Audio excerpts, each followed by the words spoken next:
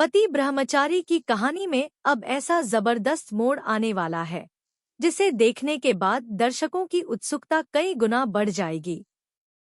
इस बार कहानी में एक ऐसा बड़ा राज खुलने वाला है जिसके बारे में पूरे परिवार ने कभी सोचा भी नहीं था।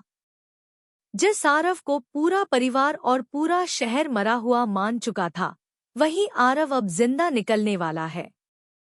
यह सच सामने आते ही पूरे परिवार की जिंदगी बदल जाएगी और हर किसी के चेहरे पर हैरानी साफ दिखाई देगी। दोस्तों, अब तक सभी लोगों को यही लगता रहा कि आरव इस दुनिया में नहीं रहा। यहाँ तक कि सूरज ने भी यही मान लिया था कि आरव की मौत हो चुकी है। लेकिन असली सच्चाई कुछ और ही निकलती है। दरअसल आरव की हालत बिल्कुल सूरज के पापा जैसी हो गई थी। वह बहुत गहरे कोमा में चला गया था। उसकी दिल की धड़कन तक बंद हो चुकी थी। डॉक्टरों ने जब उसकी जांच की तो उन्हें भी यही लगा कि अब उसके बचने की कोई उम्मीद नहीं है। इसी वजह से डॉक्टर उसे मृत घोषित कर देते हैं। लेकिन किस्मत को कुछ और ही मंजूर था। अगर आपने ध्यान दिया होगा तो सीरियल में आरव का अंतिम संस्कार कभी नहीं दिखाया गया। इसके पीछे भी एक बहुत बड़ी वजह थी। पूरे परिवार को डर था कि अगर ईशा के आने से पहले आरव का अंतिम संस्कार कर दिया गया तो ईशा इस सदमे को कभी बर्दाश्त नहीं कर पाएगी। सभी लोग जानते थे कि ईशा अपने भाई से कितना प्यार करती है। इसलिए पूरे परिवार ने फैसला किया कि जब तक ईशा वापस नहीं आ जाती, तब तक उससे यह सच्चाई छिपाकर रखी जाएगी। लेकिन कहानी यहाँ भी नया मोड़ ले लेती है। जैसे ही ईशा घर लौटती है, उसके चेहरे की खुशी देखकर किसी की हिम्मत नहीं होती कि उसे उसके भाई की मौत की खबर सुना सके। सभी लोग चुप रहते हैं। कोई भी उसके सामने सच बोलने की हिम्मत नहीं जुटा पाता। तभी अचानक एक ऐसी खबर आती है जिसे सुनकर हर कोई खुशी से झूम उठता है। पता चलता है कि आरव को होश आ गया है।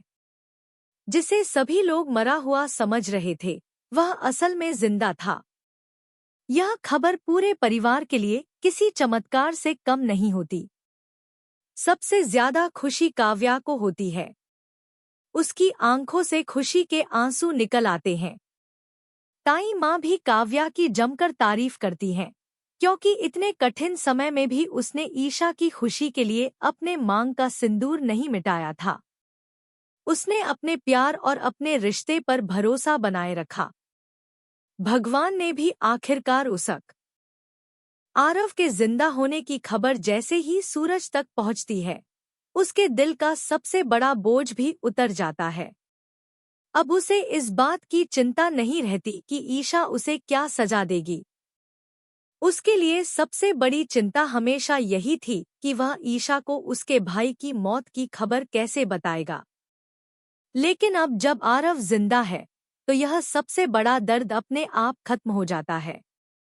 इसके बाद पूरा परिवार मिलकर ईशा को सूरज की मजबूरी के बारे में बताने का फैसला करता है, ताकि उसे समझ आ सके कि आखिर सूरज ने दादा भाई जैसा खतरनाक रास्ता क्यों चुना। हालांकि इसके बावजूद ईशा अपने फर्ज से पीछे नहीं हटती।